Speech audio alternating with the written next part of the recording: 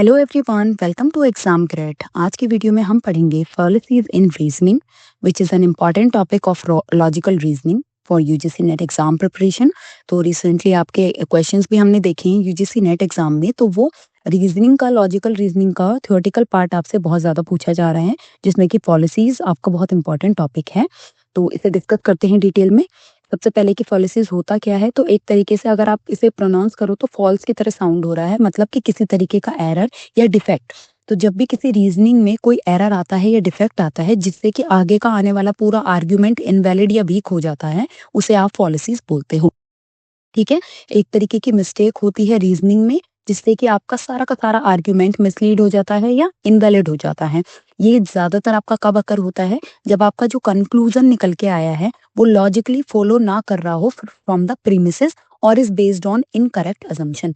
जैसे मैंने आपको ऑलरेडी बताया हुआ है कि आपके एक होती हैं प्रीमिसेस, उसके बेस पे आप कंक्लूजन ड्रॉ करते हो।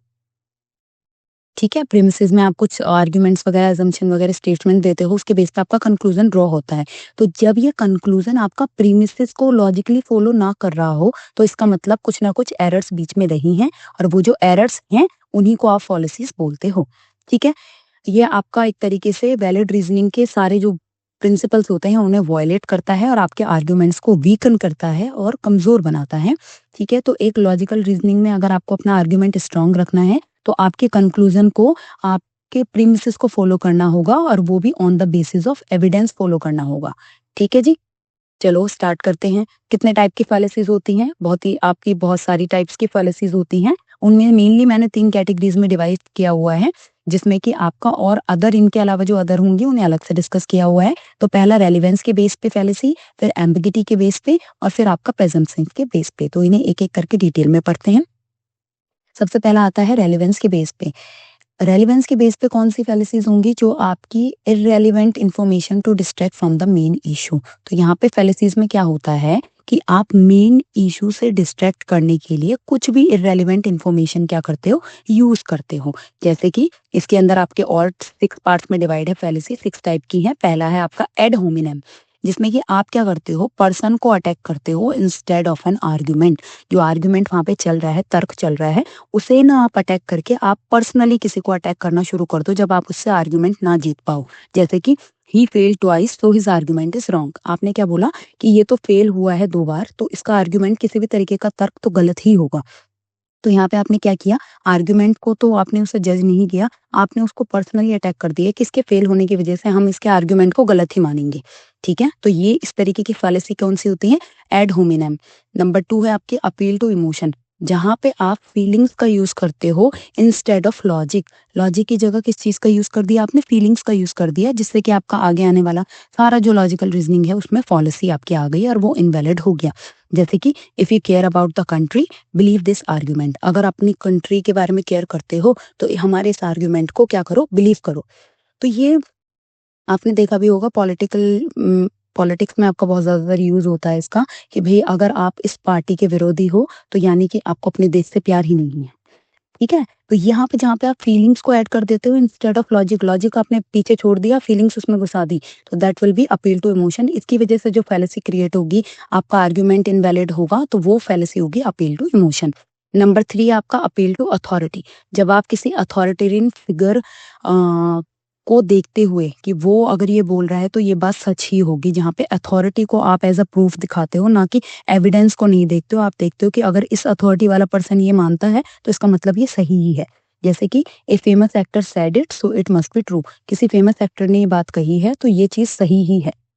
जैसे आप देखते हो बहुत सारे आपके एक्टर और एक्ट्रेसेस हैं जो कि आपके ऐसे ऐसे प्रोडक्ट्स के भी एडवर्टीजमेंट करते हैं जो कि हमारी हेल्थ के लिए अच्छे नहीं भी हैं। वो खुद भी कंज्यूम नहीं करते हैं, बट वो ऐड करते हैं इस चीज़ का, और उनसे करवाया जाता है इसीलिए, ताकि कि लोग उन्हें देखें और ये सोचें कि जब ये एक्टर इसे कंज्यूम कर रहा है तो इसका मतलब ये अच्छा ही प्रोडक्ट होगा। तो जहाँ पे आप अथॉरिटी को एज अ प्रूफ मानते हो बिना किसी एविडेंस को चेक किए हुए, उस वजह से जब अगर कोई फैलेसी क्रिएट होती है, वो अपील टू अथॉरिटी होता है।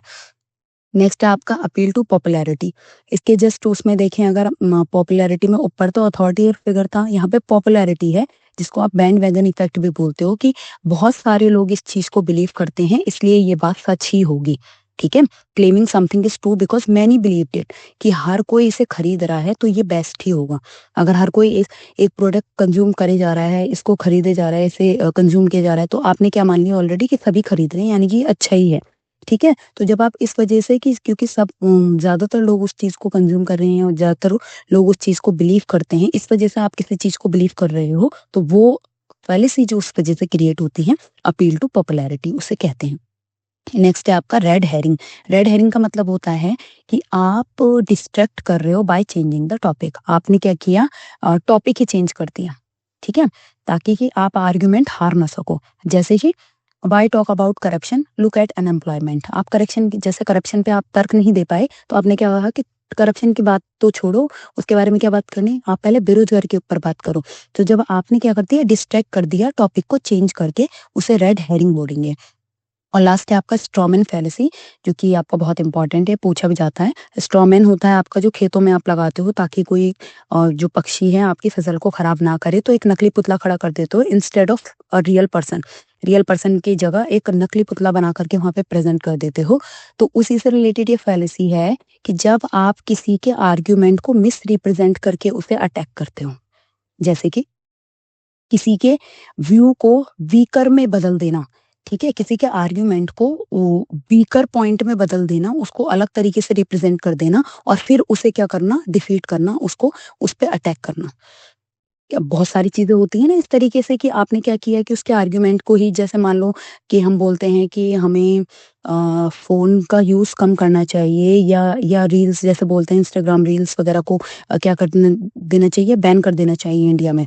तो अब यह क्या किया यहाँ पे, तो सोचते हुए अगले पर्सन ने कुछ अलग पॉइंट सोचते हुए कि भाई प्रोडक्टिविटी बढ़ेगी, लोग अपना दिमाग थोड़े अच्छी चीजों में लगाएंगे, उसको सोच के बना।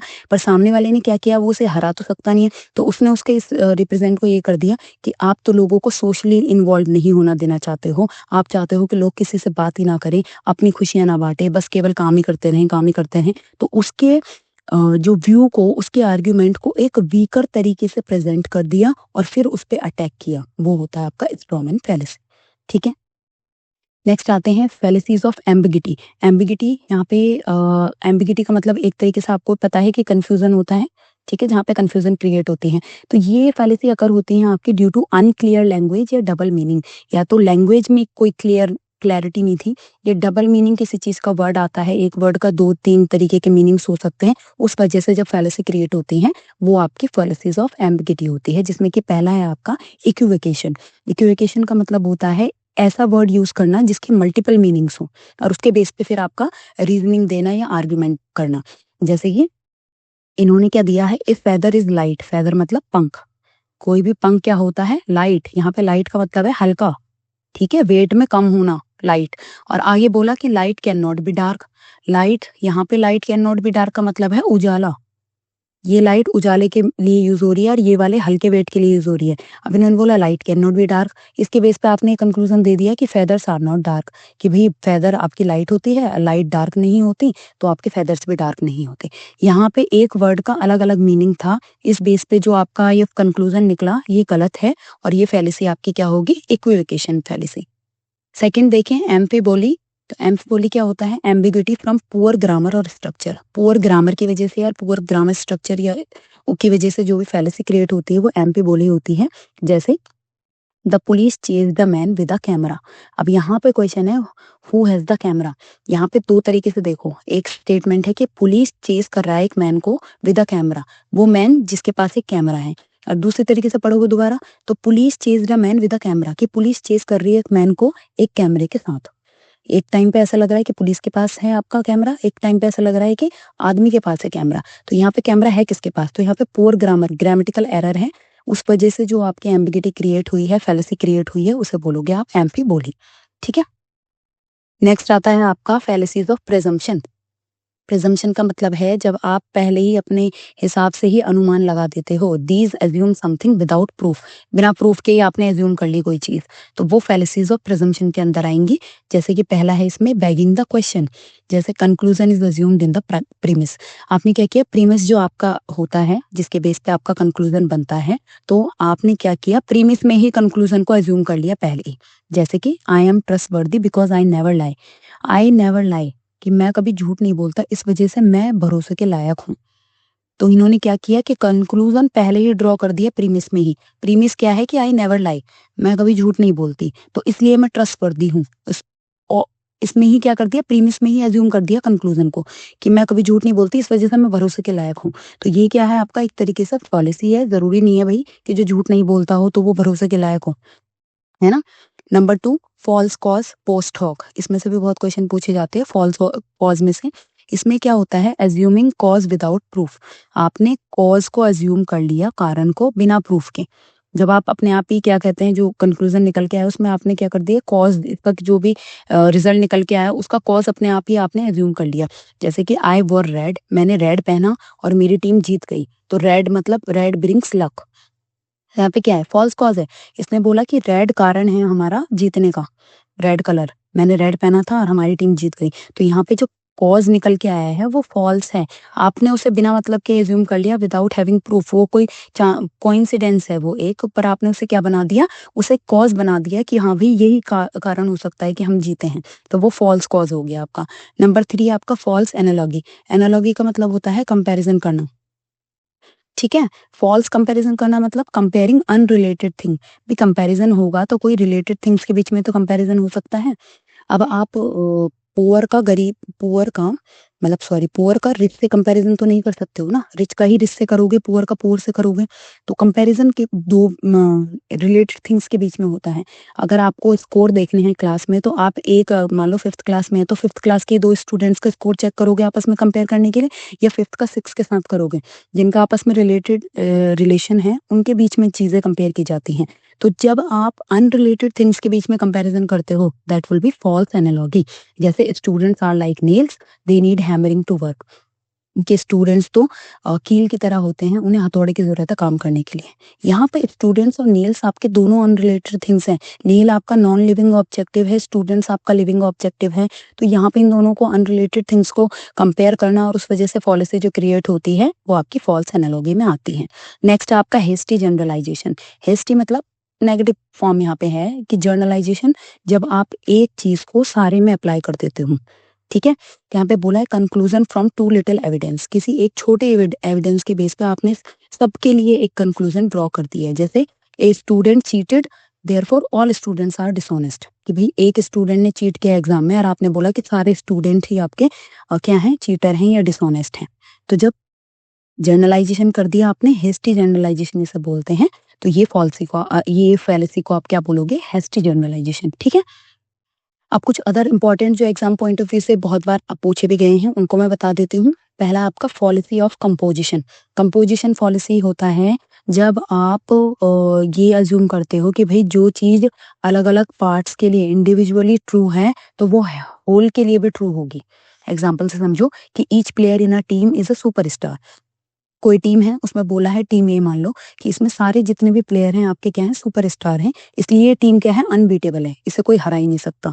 ये ट्रू है? नहीं है। भाई सारे टीम में प्लेयर हो सकते हैं सुपरस्टार हो, पर जरूरी नहीं है कि उन्हें कोई हरा ना पाए, ऐसा नहीं हो सकता। तो आपने यहाँ पे पार्ट्स थे, ईच प्लेयर अलग अलग पार्ट्स थे, छोटे छोटे पार्ट, और आपने क्या बोला इसके बेस पे कि ईच प्लेयर बढ़िया है तो पूरी टीम ही अनबीटेबल है। तो जब आप पार्ट्स को ट्रू मानते हुए पूरे होल को भी ट्रू मानने लगते हो तो वो होता है फैलेसी ऑफ कंपोजिशन। कंपोजिशन मतलब होता है बनाना, कंपोज करना, ठीक है। छोटे छोटे पार्ट से एक पूरा बना दिया आपने, तो पार्ट्स को ट्रू मानते हुए आपने होल को भी ट्रू मान लिया। तो ये पॉलिसी होती है पॉलिसी ऑफ कंपोजिशन। इसके जस्ट अगर रोल रिवर्स कर दो तो वो होता है पॉलिसी ऑफ डिवीजन। डिवीजन में क्या बोलता है कि जो होल के लिए ट्रू है वही पार्ट्स के लिए भी ट्रू होगा। जो होल के लिए ट्रू है वो पार्ट्स के लिए भी ट्रू होगा। एग्जाम्पल क्या है कि भाई ये स्कूल बहुत फेमस है, तो यहाँ पे जो सारे टीचर काम कर रहे हैं इस स्कूल में वो एक्सीलेंट ही होंगे, या सारे स्टूडेंट इस कॉलेज के या स्कूल के क्या होंगे, पढ़ाई में बिल्कुल A+ होंगे, या बिल्कुल बहुत अच्छा क्या करते हैं, स्कोर करते होंगे। तो यहाँ पे आपने होल को देखा कि स्कूल बहुत फेमस है, इस वजह से यहाँ में टीचर जो हैं वो भी बहुत एक्सीलेंट होंगे। तो होल के बेस पे आपने क्या किया, पार्ट्स को पूरा क्या मान लिया, ट्रू मान लिया। तो पॉलिसी ऑफ डिवीजन हो गया यहाँ पे, ठीक है। ये आपका पॉलिसी ऑफ डिवीजन में आएगा। नेक्स्ट है आपका फॉल्स डिलेमा, या जिसे ईदर और फैलेसी भी आप बोलते हो। फॉल्स डिलेमा का मतलब होता है कि जब आपके पास केवल 2 चॉइसेस दी जाती हैं रियलिटी में, जबकि आपके पास बहुत सारे अल्टरनेटिव एग्जिस्ट करते हैं, बट यहाँ पे 2 चॉइसेस के बीच में फँसा देते हैं, या तो ये या तो ये। जैसे यहाँ पे बोला either you support the new policy और you are against the country, कि भई हमने न्यू पॉलिसी निकाली है, या तो आप इस पॉलिसी को सपोर्ट करते हो या तो फिर आप कंट्री के अगेंस्ट हो अगर आप सपोर्ट नहीं करते हो। जबकि और भी हो सकता है कि भई आप सपोर्ट क्यों नहीं कर रहे हो, उसके और भी रीज़न हो सकते हैं। ज़रूरी नहीं है कि आप अगेंस्ट द कंट्री हो इसीलिए आप उस पॉलिसी को सपोर्ट नहीं कर रहे हो। ठीक है? तो जब इस वजह से पॉलिसी क्रिएट होती है कि भई ईदर और कंडीशन में फँसा दिया जाता है, तो वो आपका क्या होता है फॉल्स डिलेमा पॉलिसी होती है। नेक्स्ट देखें स्लिपरी स्लोप। स्लिपरी स्लोप मतलब ऐसे फिसलते ही जाना। तो इसका मतलब है कि claiming that a small first step will lead to a chain of extreme consequences without logical support। ये आप रियल लाइफ में सारी पॉलिसीज आप देखते हो, रियल लाइफ में ऐसे होता ही है कि भाई एक छोटे से स्टेप अगर आपने लिया तो उसके बाद बहुत ही एक्सट्रीम तक जो है उसके कॉन्सिक्वेंसेज हो सकते हैं। इस बेसिस पे जब कोई पॉलिसी क्रिएट होती है तो वो स्लिपरी स्लोप कहलाती है। जैसे किसी बात को, छोटी सी बात को बिल्कुल आगे तक बढ़ा चढ़ा करके एग्जैजरेट कर देना। जैसे if we allow student to use calculator in class soon they won't learn math and society will collapse. इन्होंने बोला भाई अगर हम क्लास में कैलकुलेटर अलाउड कर देते हैं स्टूडेंट को यूज करना, तो वो क्या करेंगे, वो मैथ सीख ही नहीं पाएंगे और इस तरीके से आगे जाकर के सोसाइटी ही कोलैप्स हो जाएगी पूरी।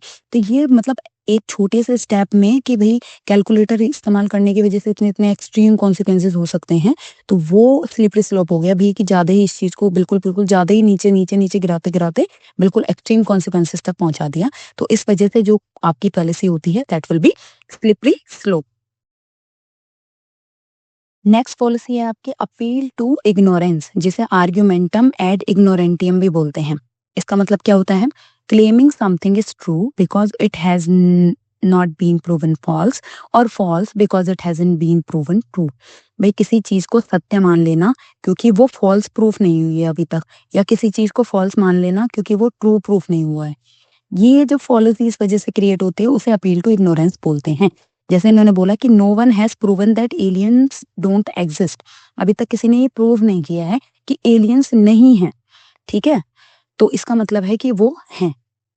भाई किसी ने प्रूफ नहीं किया है अभी तक, ये ट्रू प्रूफ नहीं हुआ है, इसका मतलब क्या है कि भाई ये मतलब अभी तक किसी ने ये बताया ही नहीं है कि एलियंस एग्जिस्ट करते हैं। तो मतलब प्रूफ ही नहीं कर पाए हैं कि एलियंस एग्जिस्ट नहीं करते हैं, सॉरी नहीं करते हैं, तो इसका मतलब वो एग्जिस्ट करते हैं। तो जब इसके बेस पे आप बोलते हो ना कि कोई चीज आपने ट्रू मान ली क्योंकि वो फॉल्स अभी तक प्रूव नहीं हुए, या कोई चीज फॉल्स मान ली क्योंकि वो ट्रू अभी तक प्रूफ नहीं हुई है, तो उसको आप बोलते हो appeal to ignorance. Okay, keywords याद करने के देखो, पॉलिसी और की आइडिया क्या है। कंपोजिशन, कंपोजिशन मतलब कि पार्ट ट्रू है तो आपने माना कि होल भी ट्रू होगा। ठीक है, फॉल्स डिलेमा मैंने बताया था आपको कि जिसमें ईदर और ये 2 चॉइस दिए जाते हैं, या तो ये या तो ये। ठीक है, डिवीजन बिल्कुल कंपोजिशन का रोल रिवर्स की होल ट्रू है इस वजह से पार्ट्स भी ट्रू होगा वो। फोर्थ स्लिपरी स्लोप बिल्कुल ज्यादा एग्जैजरेट कर दिया कि भाई स्मॉल एक्शन से आपका बिग डिजास्टर हो सकता है। और नेक्स्ट आपका अपील टू इग्नोरेंस मतलब अभी तक अगर फॉल्स ट्रू प्रूव नहीं हुआ है तो इसका मतलब ट्रू है, या अभी तक ट्रू प्रूफ नहीं हुआ है तो इसका मतलब फॉल्स है। तो ये आपके याद करने के वो हैं, तो स्क्रीनशॉट ले लेना। नेक्स्ट देखते हैं कि पॉलिसीज को भैया एकदम स्पोर्ट कैसे करें। तो किसी पर्सन को, ये मैंने आपको ऑलरेडी पढ़ा दिए हैं, तो आप इनका स्क्रीनशॉट ले लो और इन्हें याद कर लेना।